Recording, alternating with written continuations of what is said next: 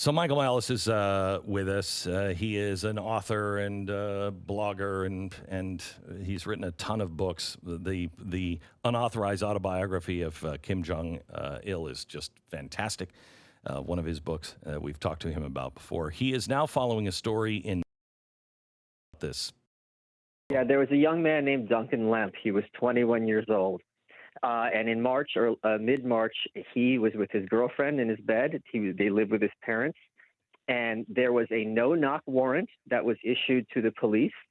They claim that he was someone who was a prohibited person who was not allowed to have a firearm. For 3 months, they had this anonymous tip. They decided at 4:30 in the morning, according to them, this is their side of the story, that they executed the no-knock raid. He was holding a gun. There's no dispute that he was killed by the police. Now, unfortunately for them, there were many eyewitnesses at the scene. He was living at home with the girlfriend, with the parents. They say that the cops shot him through the window, that they threw in flash bombs through the window. We know this is standard practice for this. And now there is a big legal situation. They have not released the body cam footage. They're not giving a reason why they're not releasing the body cam footage. When reporters ask them in writing, why have you not released the body cam footage? What is the procedure for releasing the body cam footage? They said, look at our press release. Now, Glenn, if you were me and you had undertaken actions that would result in oh, by the way, she's pregnant. Okay, so now she's going to have this kid in 6 months without a dad. The girlfriend. The girlfriend, okay. Yes, who was also bloodied up. Some reports say she was shot. She was not. She was bloodied up by rough handling by the SWAT team. The point I wanted to make is I was born in the Soviet Union, as you know. One of the big comments we used to have about the Soviet Union is that in Russia, you're waiting for the knock at the door in the middle of the night, right, for the KGB to come. Mm-hmm. The KGB had the courtesy to knock. There is no reason in America why someone who is not an imminent threat to anyone should have SWAT teams coming into their house at 4 in the morning. The officers. And if there's other people living, why don't you serve a warrant while they're there and he's not there? And if these guns shouldn't be there, sweep them out that way. This is the best case scenario for the police I'm laying out. And it still doesn't make sense what happened. It's under investigation by another county. His lawyers are claiming there's no evidence he was a prohibited person to begin with. And this is the kind of thing where I would hope more people would be upset that this is happening under our noses in this country.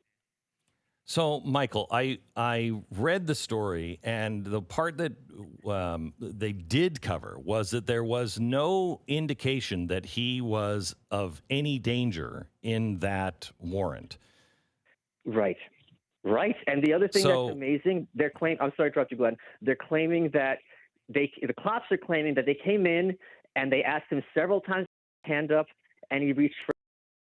Telling me anyone on earth sees the SWAT come into your house at 4 in the morning and they identify themselves and you're like, oh, I'm just going to get my gun and take them on. They treated this kid like they treat bin Laden. That's what they did to bin Laden. They went to his house in the middle of the night and started shooting. So what is your thought on what happened here? Was this just bad police work? What are your thoughts? My thought is, we have had an escalation of police force against the citizenry for a very long time in this country. The premise of no-knock raids started with the drug war, with the idea that, okay, if we knock on a raid and there's a drug dealer, he's going to flush the drugs down the toilet, and then we won't have the evidence. Fine, let's pretend that that's something that needs to be the case. You cannot destroy guns within seconds. You can't flush them down. There was no claim on any level ever that this kid was an imminent threat. And look at the other side, people like Nicholas Cruz, who was the shooter in Broward in Florida, who told the authorities repeatedly that he's going to get a gun and shoot up the school. And the regular kid wouldn't say this, so they put him in special ed.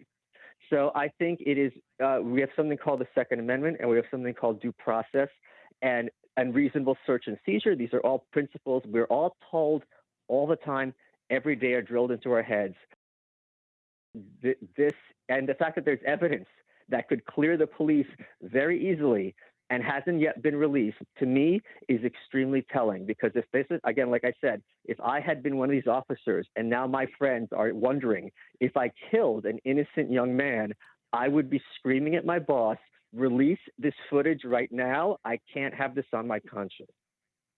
All right. Now, let me tell the audience something that you haven't shared yet that I think makes your ears perk up.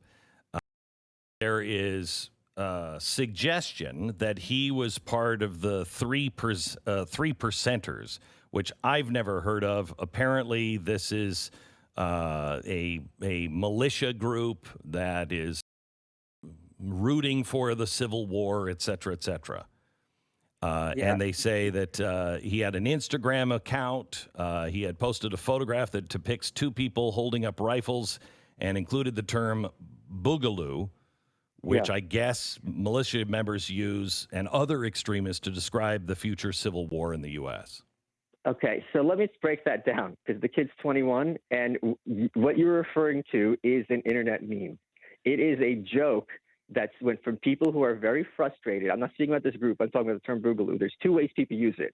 One is the real nuts who are like, we want an imminent civil war. And the others who are like, screw all this. It's not working. Let's burn it down. Bring the Civil War. Now, there's no evidence or even claim that he's meeting with other people, that he's training with them. He's in a very rich county in Maryland. He's not in the woods somewhere in, and I'm not trying to insult these states, in Wyoming, where they're on a ranch and they have their own electricity. This is a Instagram post. Now, and they're trying desperately, it seems to me, to find some rationalization. Where are these other members of this group? How come they're not raiding their homes? So you're telling me that if someone has an Instagram post that uses a certain inflammatory term, it is appropriate to raid their home at 4. It's not like he said, oh, tomorrow, Boogaloo starts, I got my gun, I'm ready. There is a claim that from an Instagram post, it is appropriate to come in guns blazing on an American citizen at 4:30 in the morning, to me, does not pass the sniff test. So where are we headed, Michael? Because I see these, I think, tyrant wannabes that are these governors that are doing all kinds of really things. Now they're upping the game by silencing people's voices, like with Facebook. You've got high unemployment coming our way, real economic instability. Where are we headed? We're here. There's nothing to head. He's dead. So we are already here, and we've been here for quite a while and been in a country where it is the law that if you are not an imminent threat and have guns in your house, instead of going through due process, instead of, there's 4 of the people in that house, brothers, girlfriend, parents, instead of saying, hey, we're going to come in here and search, and we're going to do, and you come, if you knocked on that door and pointed a gun at mom's head during the day and said, we have a warrant, you're letting us in here, she'd be like, please, officers, and they can execute their search perfectly. So the fact that their preference is to do it this way is something especially conservatives should be very concerned about. And I think the only way this changes is when police officers are in a position where they're facing consequences, and they're the ones who have to say, I'm not doing this. This is not, at the very least, I'm not doing this because I'm not putting myself in harm's way. There's no incentive for me to be cracking down a kid's door who's in bed with his girlfriend, who likes meme for liking a meme at 4:30 in the morning.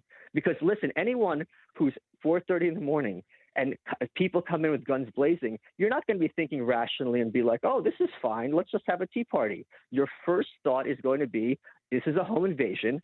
I'm going to get protection. Here's what else happened. There's other articles that point out that he had a booby trap in his house. He had a booby trap that if people went through a certain door without permission, whatever, a shotgun would go off and make a lot of noise. And while the girlfriend was laying there bleeding, she warned the officer, and Duncan was the officers, hey, there's a booby trap. I don't want you to get hurt. And they disarmed it.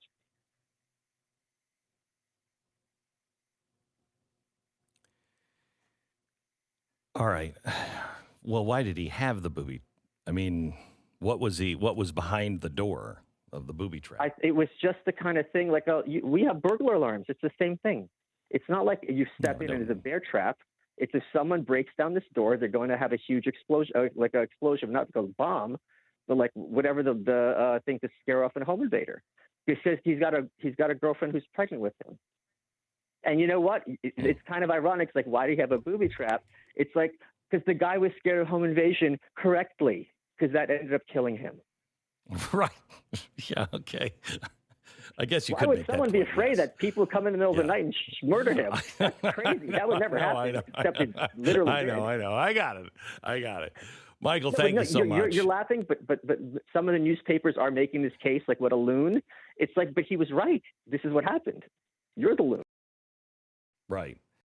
I'm concerned beyond this particular case. Yes.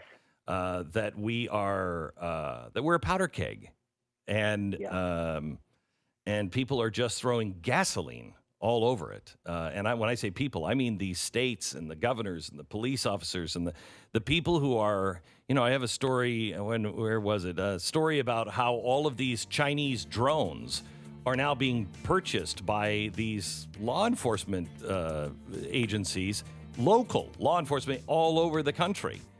We're not a drone country, and I think we're just crossing all kinds of lines and using this pandemic as an excuse to do it.